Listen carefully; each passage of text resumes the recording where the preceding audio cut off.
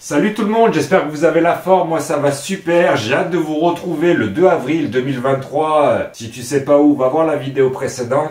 Je compte sur vous, on va passer une très bonne journée.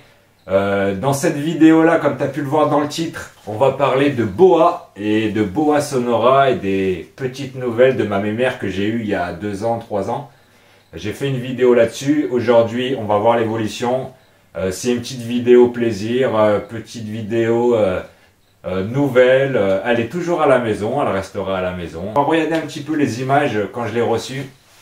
Comme tu peux voir sur ces images, elle tenait dans ma main, elle était toute grignette, toute mignonne, toute calme. Aujourd'hui, elle est toujours aussi calme. Et on va bien voir son évolution et j'espère que cette petite vidéo, elle te fait plaisir d'avoir un petit peu des nouvelles des loulous, la croissance, l'évolution. On va en parler un petit peu et puis c'est une vidéo... tranquille, posé, et on va jeter un coup d'œil sur les paramètres, sur le terrarium, et on va parler un petit peu du Boa Sonora Léopard. Allez, go, c'est parti. Allez, c'est parti, on la découvre. Tu te souviens ou pas, maintenant que tu as vu les extraits? Voilà, Boa Sonora Léopard. Elle a bien grandi, la mémère, elle fait à peu près les... 1m50, 1m60 comme convenu par rapport à l'espèce. Parce que aujourd'hui, ce qu'il faut savoir, c'est que le Boa Sonora est un Boa Sigma. Alors ils ont rangé, entre guillemets, si vous voulez, les Boas dans 3 catégories. Les Sigma, ça veut dire les Sigma, c'est tout ce qui est Boa dit nain de petite taille qui font en moyenne 1m60, 1m70. Les Boa Imperator, qui sont plus grands, qui atteignent les 1m80, 2 mètres, voire un petit peu plus pour certaines localités. Et les Boa Constrictor, qui eux font beaucoup plus de 2 mètres, 2 mètres 50, qui se rapprochent des 3 mètres. Voilà un peu des nouvelles. Comme je disais, elle tenait dans ma main, maintenant c'est plus trop ça. Boa Sonora Léopard.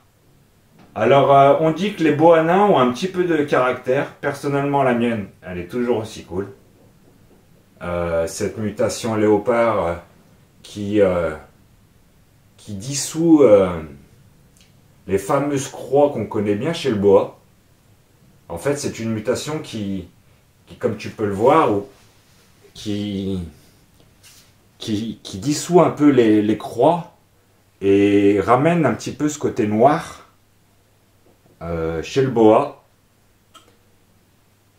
voilà. J'espère que tu apprécies les petites nouvelles de la mémère. Moi, elle me fait toujours autant kiffer. C'est une bonne mangeuse, comme d'habitude. Boa Sonora Léopard. Je sais pas si on voit les iridescences par rapport à la lumière, qui est ouf. Franchement, moi, je kiffe. Je sais pas si vous voyez les reflets. C'est vraiment un boa coup de cœur. C'est vraiment une localité super. C'est super pour si t'as pas de place, clairement. Parce que comme je disais, c'est des boas nains. Elle est logée dans un terrarium de 120, 60, 60. Ça aime bien grapper. Avec une température au point chaud de 30 à 32 degrés. Et ce qui est vraiment intéressant sur cette espèce-là, c'est l'espèce de boa la plus résistante. Pourquoi c'est la plus résistante? Tout simplement parce que ça vit à la base, dans la nature, dans le désert du Sonora. Et au niveau climatique, là-bas, c'est des plus et des moins. C'est toute la particularité des déserts. Même si ça ne vit pas en plein milieu du désert, il y a quand même des endroits forestiers. C'est une espèce qui est très très résistante à la variation de température au vu de son milieu d'origine. Voilà un petit peu les nouvelles de la Fifi, qui a bien grandi, qui a bien grossi. Elle est toujours aussi cool. J'espère que ça vous fait plaisir ces quelques petites images. Alors voilà, comme je disais tout à l'heure, aujourd'hui, ça fait partie des boas Sigma. Après, tout ce qui est mutation chez le Sonora, ce qu'il faut savoir, c'est que chez le Sonora, il existe le Sonora classique. Je vais essayer de vous mettre une photo. Il existe le Sonora Hippo et en mutation le Léopard. Tout le reste, on appelle ça du Boa CA, central américain.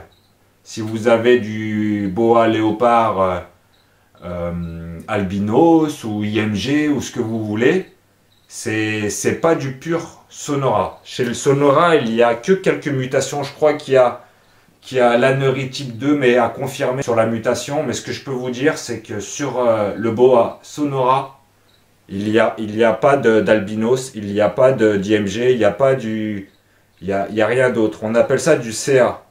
Parce que j'entends souvent des gens qui me disent j'ai du pur Boa Sonora, mais qui sont ou albinos, ou IMG, ou d'autres couleurs, qui en fait n'est pas du pur Sonora, parce que comme je disais, chez le Sonora pur, il n'y en a que 3. L'Hippo, le classique et le Léopard. À confirmer, mes amis du Boa, si vous pouvez me confirmer tout ça. Après, on appelle ça du central américain. Regardez-moi ces reflets.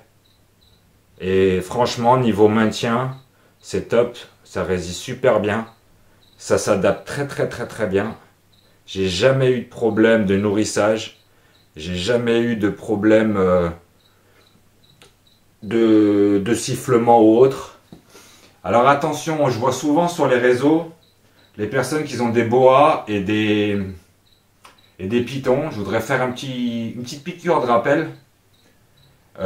Les boas, les pitons, ce sont des animaux qui ont un système digestif lent. Ça veut dire qu'on ne peut pas nourrir un boa comme on nourrit une couleuvre. Une couleuvre a un système digestif très rapide. Un boa et un python ont un système digestif plutôt lent. Alors on va espacer les repas. On ne va pas donner trop gros parce que l'obésité chez le serpent c'est connu. Et c'est juste une petite piqûre de rappel pour les personnes qui nourrissent un peu fortement, je vais dire. Et un autre appel aussi, attention à l'hydrométrie sur les boas et les pitons. Je vois souvent des personnes qui maintiennent leurs animaux dans un milieu très humide. Quand je parle de très humide, c'est au-delà de l'humidité qu'on a dans notre pièce, qui est créée uniquement par la gamelle d'eau. Ça veut dire avec des vapos. Personnellement, je vaporise mes animaux uniquement au temps court de retirer leur mue. C'est à ce moment-là, quand je les vois, qu'ils commencent à retirer leur mue, que j'humidifie le terrarium pour leur donner un coup de main.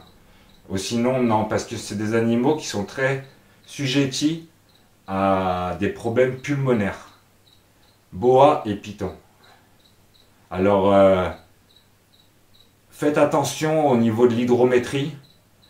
L'hydrométrie est importante, mais en captivité, sur certaines espèces, bien sûr, je ne parle pas sur tous, c'est quelque chose qui peut être très néfaste pour la santé de nos animaux. Il y a énormément de maladies au niveau pulmonaire qui est dû à un trop fort taux d'humidité dans l'air. Voilà un petit peu les nouvelles, les amis. J'espère que vous voyez tous ces reflets autant que moi. De la petite mémère qui a bien grandi. Moi, ça me fait plaisir de vous partager son évolution. Je suis toujours aussi fan pour les couleurs, tout, c'est un truc de ouf. Dites-moi ce que vous en pensez. Si ça vous a fait plaisir de la revoir un petit peu, la mémère. Elle est toujours aussi cool. Elle est toujours aussi belle. Et c'est vraiment un kiff d'avoir un boa à la maison qui est pas super grand. Vous voyez, ça fait à peu près 1m50, 60. Elle va grandir un peu. Elle va grossir un peu. Après, sur la localité aussi, un petit détail sur la localité Sonora. C'est des animaux qui sont...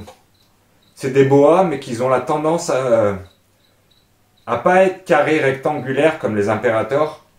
Ils ont une tendance à être plutôt un peu plus arrondis sur les sujets adultes. Moi, j'essaie de les garder carrés, comme vous pouvez voir. Au niveau de l'alimentation, c'est une femelle de, je vais vous dire ça, De 2019, je suis adhéré à 150 grammes tous les 15-20 jours.